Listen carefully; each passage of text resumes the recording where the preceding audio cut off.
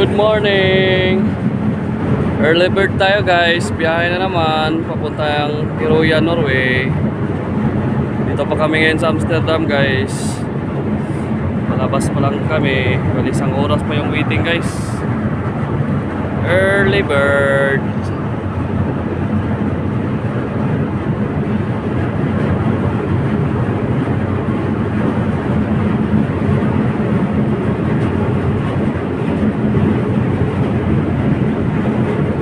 Sa City of Amsterdam.